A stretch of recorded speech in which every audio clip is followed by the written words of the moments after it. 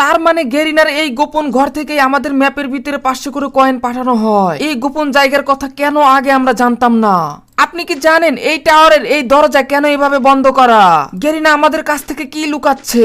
আমরা যখন এই দরজাটির কাছে আসি তারপরে দেখি এই দরজাটি এইভাবে লক করা এবং একেবারেই সিল করা, আর এখানে আজ পর্যন্ত কেউ ঢুকতে পারেনি। তবে কেন গেরিনা আমাদের কাছ থেকে এটা বন্ধ করে রাখলো? কেন আমাদের ঢুকতে দেবে না?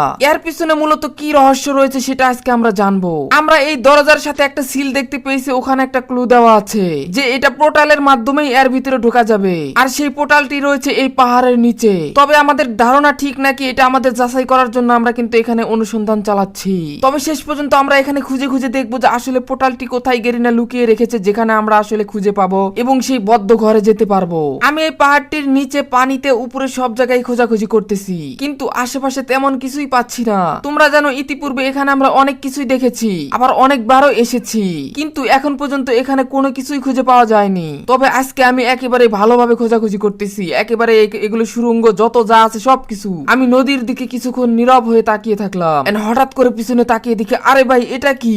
এখানে একটা কি যেন ঝিলমিল করতেছে। আমি তাড়াতাড়ি করে এখানে দাঁড়িয়ে পড়ি এবং তাড়াতাড়ি করে এখান থেকে জাম্প করে এটার ভিতরে যাই।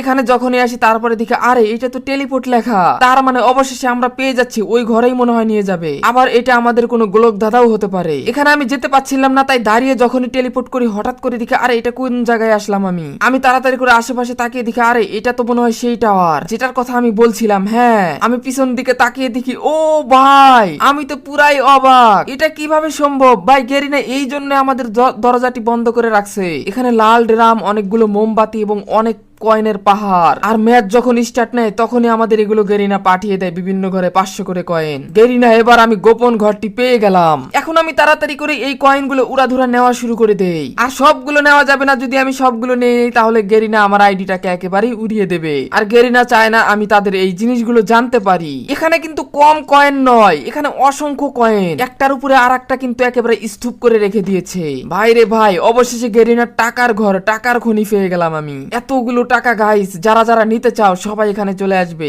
আগেই কেউ যাবে না, বিস্তারিত জেনে যাও। এখানে কিন্তু আরেকটা টেলিপোর্ট আমি দেখতে পাই। কি ব্যাপার ভাই, এখানে টেলিপোর্ট আসলো কেমনে? এখানে কি আরেকটা রাস্তা আছে যাওয়ার? তবে কি সেই রাস্তা দিয়ে আমি বের হতে পারবো বা আবারও আসতে পারবো? একটা ঘরে কত রাস্তা। আমি সবগুলো কয়েন খেয়ে বড় পাহাড় কয়েনগুলো রেখে দিলাম, যদি আবার গেরিনা আমাকে সবকিছু মানে আইডি উড়িয়ে দেয়, এই কারণে এগুলো খেলাম না। এখানে কিন্তু আমি তাড়াতাড়ি করে কয়েকটা স্ক্রিনশট নিয়ে নেই। এখানে লাল ড্রাম ছিল, এটাকে আসলে ফুটানো যায় কিনা আমি দেখলাম। হ্যাঁ, ফুটানো যাচ্ছে। এরপরে আমি এখান থেকে বাইরে যাওয়ার জন্য তাড়াতাড়ি করে পোর্টালটা ধরি। আমি যখনই পোর্টালটা ধরি সাথে সাথে দেখি আমাকে পিকে নিয়ে এসেছে এবং পিকের ঘরে, কিন্তু ওই জায়গা দিয়ে আসলে ওখানে যাওয়া সম্ভব না, কারণ এটা পিকের